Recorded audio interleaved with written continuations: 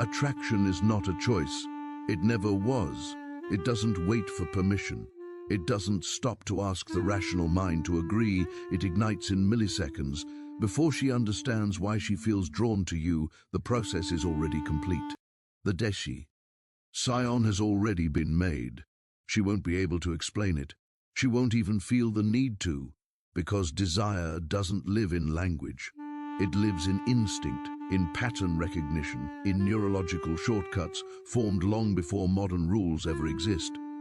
And this is what almost no man is ever told. The men who understand this never chase. They don't negotiate interest. They don't sit in uncertainty wondering where they stand. Because attraction was never something to be earned through effort. It was always something to be triggered through being. The problem is that most men are living inside a script they didn't write. A script inherited from culture, from media, from generations of advice that sounded comforting but failed in real it. You were taught to be agreeable, to over-communicate, to prove sincerity by opening up too early, too often, too freely. And every time you followed that script, something familiar happened. Her energy cooled, her curiosity faded, the connecti. On slipped away, not dramatically, not with conflict, just quietly, not because you did something wrong, but because you activated signals that instinctively lower attraction. This isn't about manipulation, it never was, it's about understand. What's happening beneath behavior? Attraction doesn't occur in the logical mind. It happens in the ancient regions of the brain, the parts that existed before language, before morality, before conscious reasoning. When you understand what speak, to that part of her, confusion disappears. You stop replaying conversations in your head. You stop wondering why she chose him instead.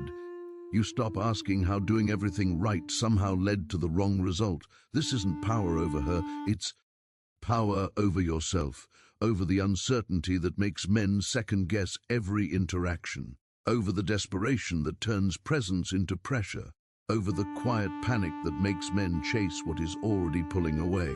Attraction follows laws as cons. Instant as gravity, predictable, unforgiving. Most men never learn them. They move through relationships, hoping effort will turn into desire, hoping consistency will be rewarded, hoping intention will matter. It doesn't. What you're about to understand doesn't just change how women respond to you. It changes how you move through the world, how you stand, how you speak, how you decide what deserves your energy and what doesn't. Because once you see the triggers, you can't unsee them. And once you stop activating the wrong ones, everything shifts. When neuroscientists mapped the brain during romantic attraction, they didn't find poetry. They found chemistry. Dopamine, anticipation, reward. Attraction isn't sentimental, it's neurological, a silent program running beneath every interaction. Evolution explains why. For thousands of years, women didn't select partners through conscious evaluation. They selected through instinct, the man who remained calm under pressure, the man whose presence altered the environment without effort, the man who held status without advertising it. Those patterns are still embedded. They don't care about your resume. They don't care how nice you are. They respond to signals, ancient signa, quiet signals, signals that bypass logic completely. And the man who understands this sees the game beneath the game. Picture a dimly lit bar. Conversation hums low. Music rests just beneath the words. Two men walk in, the first immediately scans the room. His eyes search for validation. He spots her and starts calculating. Lines rehearsed, timing planned. His energy leans forward, hungry, exposed. The second man doesn't scan. He walks to the bar, orders a drink. His posture is rela, grounded. He isn't performing. He isn't seeking. He's simply there, as if the space belongs to him. She notices both of them. Only one remains in her mind. The difference isn't looks. It isn't confidence the way most people define it. It is something deeper, something wordless. invisible triggers that bypass logic and speak directly to the part of her brain that decides desire before awareness ever catches up. When a man is indifferent to outcome, something shifts. Most men turn interactions into negotiations, every word aimed at a result, every pause calculated, every move heavy with intention, and she feels it, the weight of need, the tension beneath charm, the hunger for approval, and instinct pulls her away. Indifference doesn't mean you don't care. It means your value doesn't depend on her response. It isn't pretending, it isn't playing hard to get. It's a life that doesn't collapse around one woman. And when you stop needing her attention, your body, eeks differently. Your tone slows, your posture settles, your presence becomes complete. That calm is magnetic. She won't know why she feels drawn to you. She'll only know that she is. Then come the emotional moments, the tests, the tension, subtle challenges. This is where most men lose control. They react, they explain, they defend, they withdraw, and attraction begins to erode. A strong man feels emotion, but he doesn't let it drive him.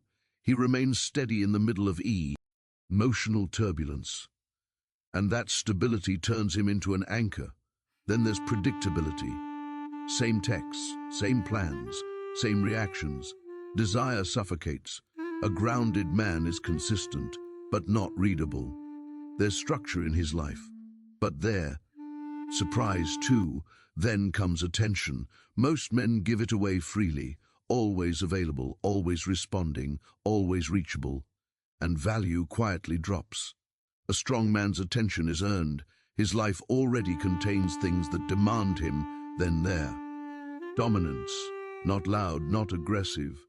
Quiet, control over self, presence without force, a sense of safety that's primitive, not polite. And when attraction is tested, when silence appears, when distance forms, the weak man panics, the grounded man allows space, and in that space, something reverses. In the end, a man realizes something simple. Maintaining attraction doesn't require becoming more. It requires reacting less needy, less available, more centered. And when that happens, relationships stop feeling fragile, because the frame is yours, and that is where real power lives. And there's one last thing most men never understand: standards. Almost every man says he has them. Very few live by them. The meant disrespect shows up. They excuse it. They rationalize it. They tell themselves it's not worth addressing, and every time they do that, something quiet happens. They trade self-respect for connection. She feels it instantly, not because she's judging you, but because instinct recognizes imbalance. Attraction cannot survive where self-respect has been abandoned. A man with standards doesn't argue, he doesn't threaten, he doesn't explain himself into exhaustion. He simply acts rationally, quietly, without drama.